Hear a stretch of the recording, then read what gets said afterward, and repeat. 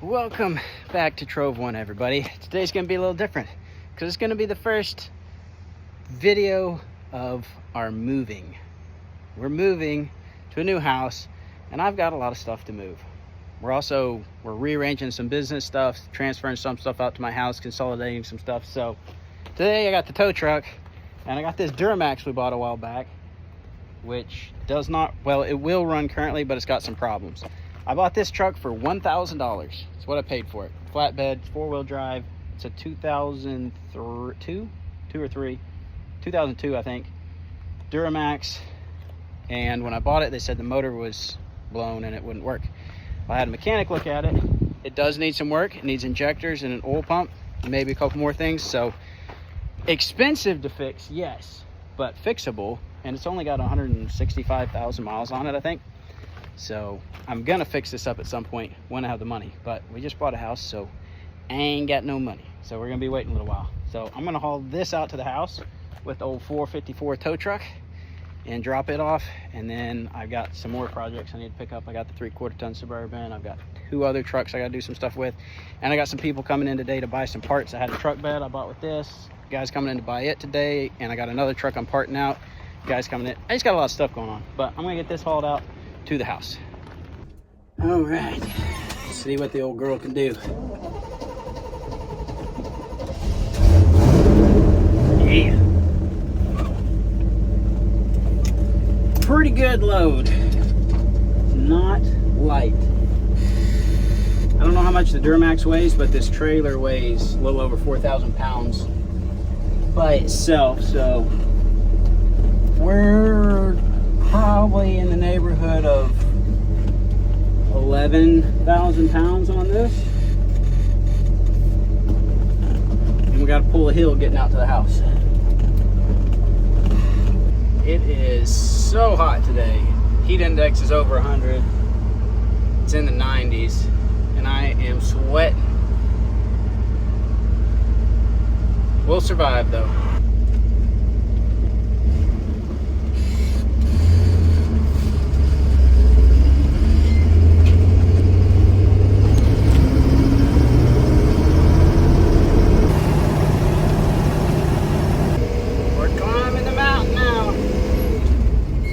Having to work, but it's getting it done. Hopefully one of these days I'll have the Duramax running and it can be towing the 454 instead of the other way around.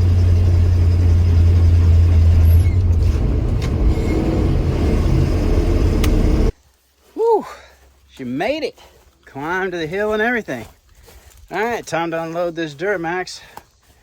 I'm just gonna have a bunch of trucks parked out here in the backyard for a little while till I get some of them parted out or fixed up and back running.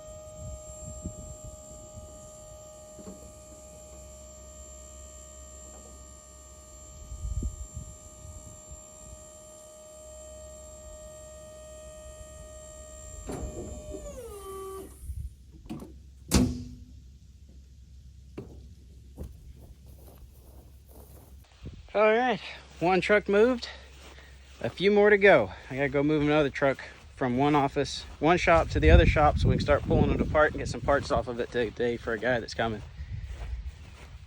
Just got hauling to do. This trailer, I love this trailer. It's a deck over tilt, hydraulic tilt. I need to get another winch to put in here. So I've got a winch on the trailer all the time. I borrowed one off the tow truck for a while, but then I had to put it back on the tow truck. So I need to get another winch just to put on here permanently. but I haven't yet. The only downside of it is this so steep when you tilt it up. Some vehicles don't go on it very well. The back end of this flatbed is so low, as you can see where it hit the ground there. It'll usually get on, but if you're on asphalt or something, that can be a little bit of a problem just because the deck is so steep on it. Of course, this bumper hangs down pretty low here with this tow package, so most things are okay, but sometimes it can be a little bit of an issue versus a lower tilt will work. But the advantage of the deck over is there's no wheel wells to deal with, so you can put wider stuff on it easily. So there's advantages and disadvantages to both. But we head back into town and go move another truck. Well, I made it back to town, back at the office. I'm gonna make me some lunch. Let me give you a very little piece of very practical advice that will save you a ton of money if you just do it. And that is not eating out. Don't go buy lunch every day. Get you some bread and some peanut butter and some honey and put it in your office, whatever. Make your sandwich before you leave the house. And you will say, this sandwich is probably gonna cost me $1. Maybe less than that, versus Chick-fil-A is going to cost me 10 bucks. Anywhere is going to cost me at least 10 bucks to get lunch. So that is $9 I'm saving every single day I make a sandwich versus go buy something, which adds up in a hurry. So if you want to save a bunch of money, don't eat out. That's Dave Ramsey 101 right there.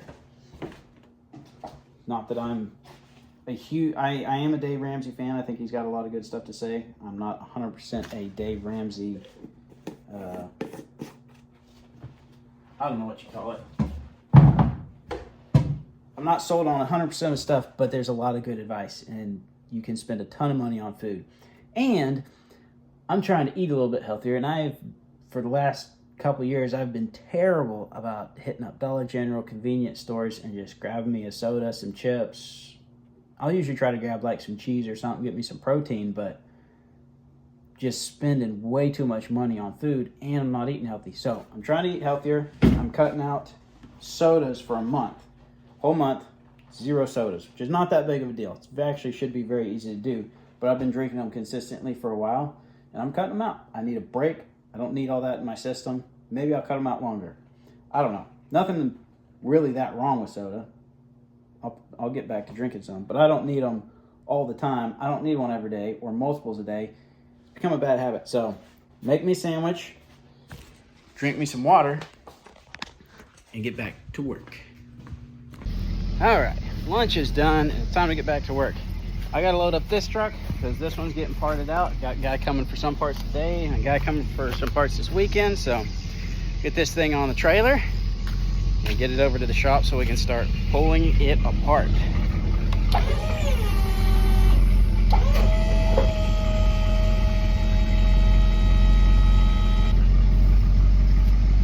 See if that works. The front wheels on that truck are kicked over a little bit. Makes it a little bit hard to maneuver.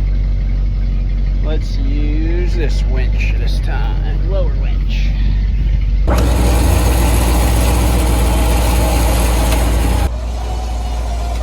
Alright, we got the truck on. I don't have a tripod with me, so it's kind of hard to film some stuff today. But truck is on. We're going to take it over to the other shop. Then I can start tearing it apart. Alright, I dropped that truck off at the shop. And then I loaded up my old 2500 Suburban. I'm gonna haul it out to the house. There's a bunch of people, a bunch of stuff going on at the shop, so I couldn't really film. We just had too much going on for me to have time to pull the camera out. Trying to get a lot of stuff done, but take this one out to the house and see if we can't get it dropped off.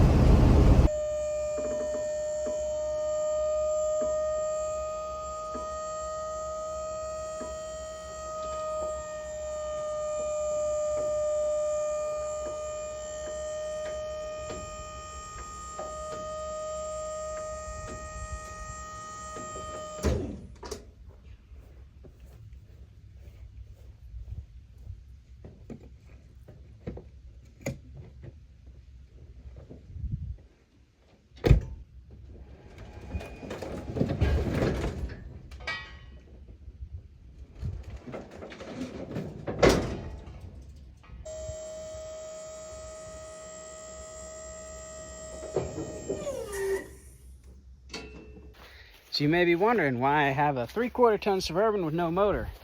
This is the Suburban we pulled the 6.0 and the 4L80 and the transfer case out of and put them in my 1/2 ton Suburban. And this Suburban I specifically bought because A, it was a really good deal.